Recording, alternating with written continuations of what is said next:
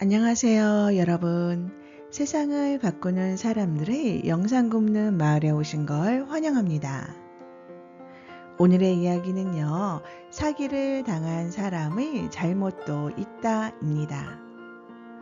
여러분, 우리가 흔히 사기를 당하면 사기를 친 사람이 정말 나쁘다, 이렇게 이야기합니다.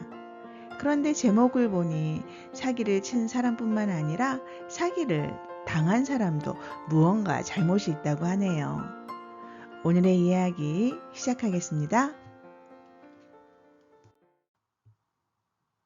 사기를 당한 사람의 잘못도 있다.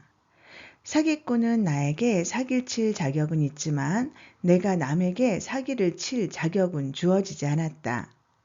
살다 보면 남으로부터 사기를 당할 때도 있다. 그럼 사기꾼과 사기를 당한 사람 중 누가 더 마음이 괴로울까? 당연히 사기를 당한 사람이다. 사기꾼 놈을 어떻게 잡아 죽이지 하고 원통함 때문에 잠도 못 잘 정도로 고통스러울 것이다. 그럴수록 속만 타게 되고 해결되는 건 아무것도 없다. 다만 사기꾼은 경찰에게 잡힐까봐 조금 조마조마할 뿐이다. 하지만 큰 충격을 받지 않아도 될 작은 피해라면 이를 전화위복의 계기로 삼는다면 어떨까? 나중에 더 큰 사기를 당하지 않도록 하기 위해 미리 사자가 온 것이라고 생각하는 것은 어떨까? 내가 모자라서 남에게 사기를 당했구나.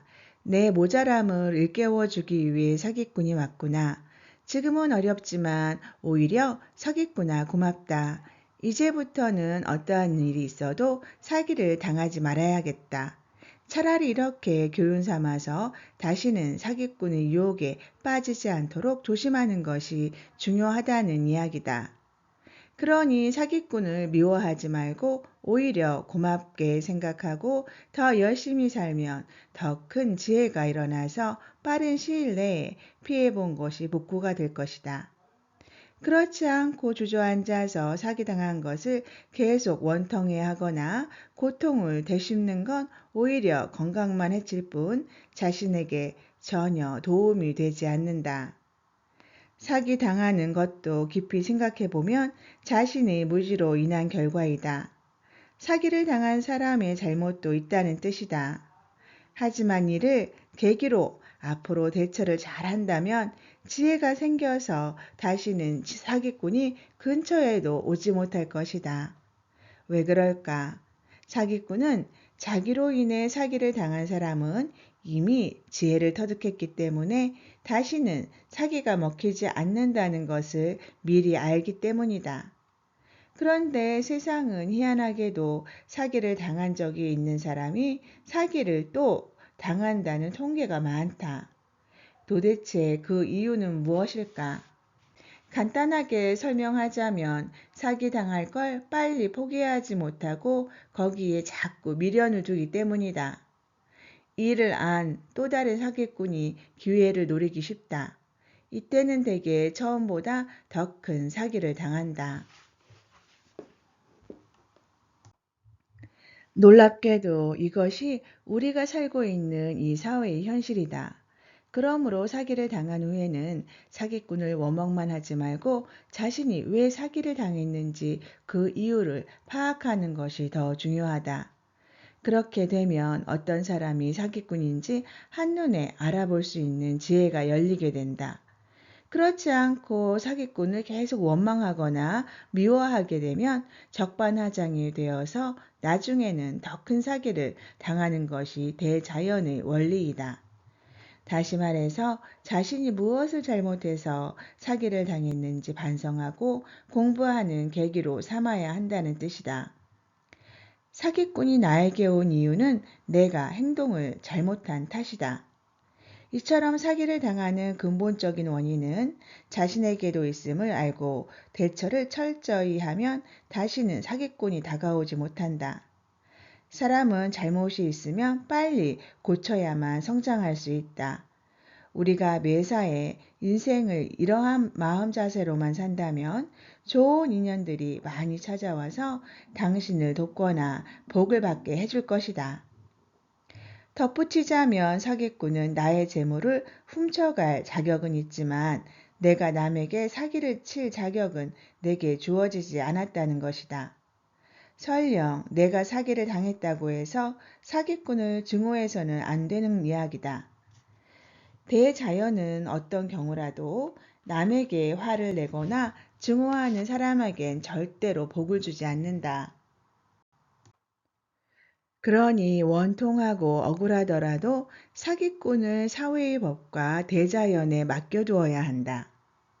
대자연의 법칙은 사기꾼을 반드시 힘들게 만들 것이다. 이것은 철칙이다. 여러분, 오늘의 이야기 사기를 당한 사람의 잘못도 있다. 어떠셨습니까? 네, 속상한 일이긴 하지만 사기를 당한 것도 억울한데 잘못도 있다고 하니 더 억울하실 것도 같습니다. 하지만 모든 일은 하나로 일어나는 게 아니잖아요. 무언가 마주쳐야 일어나는 일인 것 같습니다. 어떡하겠습니까? 사기를 당했으면 법적인 조치를 취해서 받을 수 있는 것은 법적인 조치를 취하면 되는 거겠지만 그렇다고 상대가 밉다고 평생 쫓아다니면서 내 인생을, 우리의 인생을 망쳐버릴 수는 없잖아요. 그러니까 짜증내고 화내고 하지 말고 되도록이면 원래의 삶으로 돌아와서 우리의 삶을 살아나가는 것이 더 좋을 것 같다는 생각을 합니다. 쉽지는 않습니다. 저도 알고 있습니다. 네, 그렇죠. 그리고 사기를 당한 사람이 벌을 받기를 원하잖아요. 그죠? 그거를 마음속에 품지 말고요. 어차피 이 대자연의 어떠한 법칙이 있다면 하느님이 계시다면 그분들이 알아서 할 몫이니까 그거는 그분들의 몫으로 남겨두고 우리는 즐겁게 우리의 인생을 살도록 노력합시다. 오늘의 책 소개 잠시 드리겠습니다. 통찰과 역설, 본질을 알면 모순이 보인다입니다. 저자 천공, 발행처 마음서재입니다. 네, 여러분 오늘도 정말 감사하고요. 오늘 하루도 기쁘고 즐거운 하루 만드세요.